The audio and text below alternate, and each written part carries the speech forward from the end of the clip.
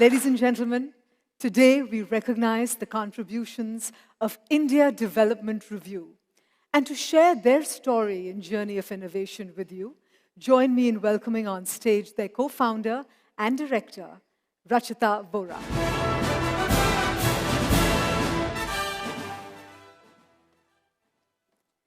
Imagine a world where there are no newspapers, no financial dailies, and no trade journals. A world without access to information. If you were to run your business in this world, what would you do to learn about the latest tech to build into your product? Where would you read about the newest financial instruments that can help you raise money? How would you scale up with the speed and innovation required to be at the top of your game? Without any data and insights, how would you be able to run your company? Now consider the social impact sector. It has 3 million organizations and employs more people than the IT sector in India. And yet, till as late as 2016, it had no credible source of information at all. Nothing. What's worse is that mainstream media wasn't covering this space either. Not print, television, or digital. We couldn't believe that a sector that serves close to 1 billion Indians was largely invisible. We felt frustrated that NGOs didn't have access to the knowledge and networks that they needed. And so we decided to change that. Because we believe in one truth. The right information in the right hands can change the world. And this is what inspired me and my two co-founders, Devanshi and Smarnita, to set up IDR, India's first and only knowledge platform for the social impact sector.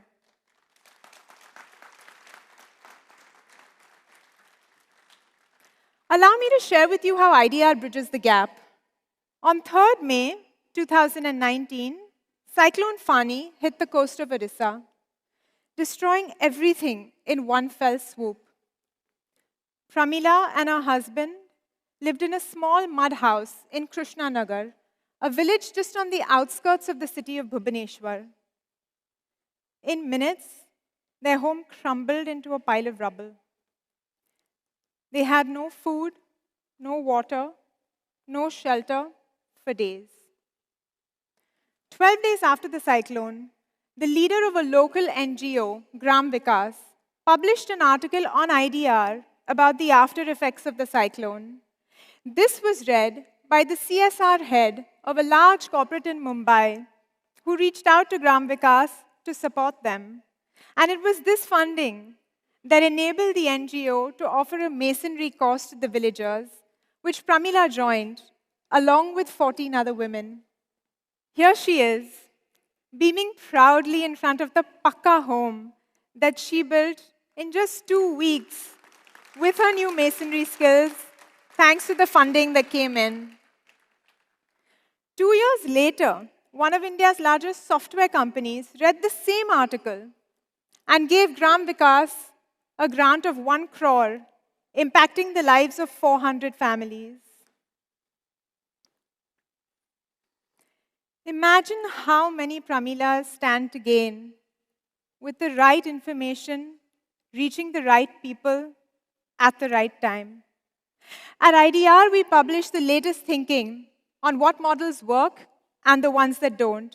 And this allows policymakers, funders, nonprofits, citizens like you to make informed decisions. We reach 80 million people every year because our stories introduce you to an India you don't meet in the newspapers or on Google. It's an India that, for the most part, isn't online. And because of this, finding and capturing these unheard voices and these unrepresented narratives isn't easy. Oftentimes, for one story, our team will travel to far-flung regions of India to learn why young people in Kerala struggle with their mental health so much, or to understand how the climate crisis is impacting paddy farmers in Kadapa, Andhra Pradesh, or to study how a young boy from Meghalaya can get trained by local NGOs so that one day he may be employed as an electrician with Urban Company. Actually, if you think about it, every single one of us in this room today is a beneficiary of the social sector. If you've ever ordered food from Swiggy or taken a ride with Uber, in many of those cases, it's NGOs that have educated them, that have taught them skills, and that have made them employable. It's NGOs that have indirectly made your lives more convenient. Today, IDR covers a third of India, but we have another 70% to go.